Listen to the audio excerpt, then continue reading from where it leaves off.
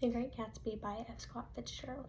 F. Scott Fitzgerald came to be a literary voice of the Jazz Age through his intimate knowledge of the decade. His marriage to Zelda Zare and their extravagant way of living among Long Island's elites provided first-hand views of the world he refers to in The Great Gatsby.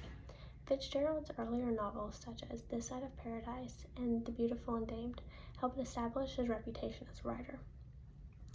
Fitzgerald tells an interesting yet critical story about how the perfect American dream that everyone wanted fell apart in the 1920s.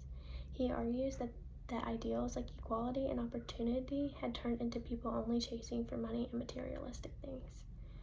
Through Jay Gatsby's failed attempt to win Daisy Buchanan, Fitzgerald shows how the hope of changing yourself for the better crashes with a strict class system that refuses to let people truly change.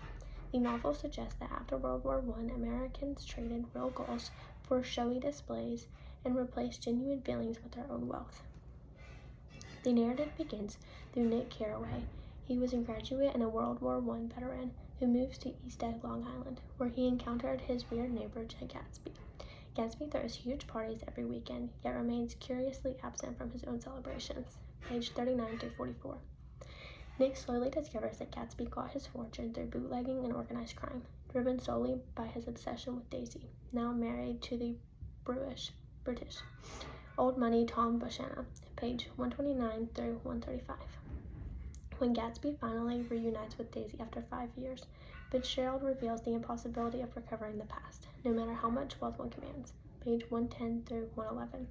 The novel accumulates in tragedy when Daisy, driving Gatsby's car, strikes and kills Tom's mistress, Myrtle Wilson, and Gatsby accepts blame to protect her. George Wilson, Myrtle's husband, subsequently murders Gatsby before taking his own life, page 161 through 162.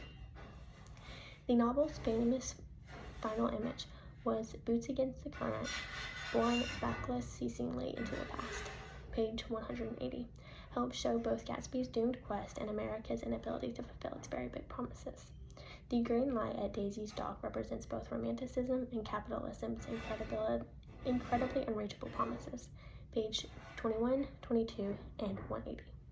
The Valley of Ashes, presented over the billboard eyes of Dr. T.J. Eckelberg, symbolizes industrial America's spiritual wasteland and the casualties of wealth accumulation, page 23 through 24.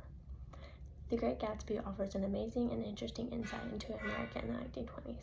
Fitzgerald really tried to capture the era's cocktail parties, jazz music, and automobile culture, which was great, but he also does not leave out exposing the decade's darker moments, like the Prohibition era criminality, the class rigidity, and racial anxiety. Tom's crude social Darwinist theories diverted from Goddard, a thinly veiled reference to the linguistics literature, reflect mainstream 1920s nativism, page number 12 through 13. The characters' careless destruction, particularly Tom and Daisy, who smashed up things and creatures and then returned back into their own money, page 179, indicate the wealthy's moral irresponsibility. Fitzgerald's perspective perfectly blends criticism from the outside world with insider knowledge. Fitzgerald, like Nick, was part of an elite society, which led both of them to exposing the hollowness of the glamour and captures its true reality. Because of the story's viewpoint, The Great Gatsby is a timeless story on ambition, class, and disillusionment. It is also a vivid time capsule of this decade. It is a great story, and I would recommend it to anyone interested in learning about the history of the 1920s in America.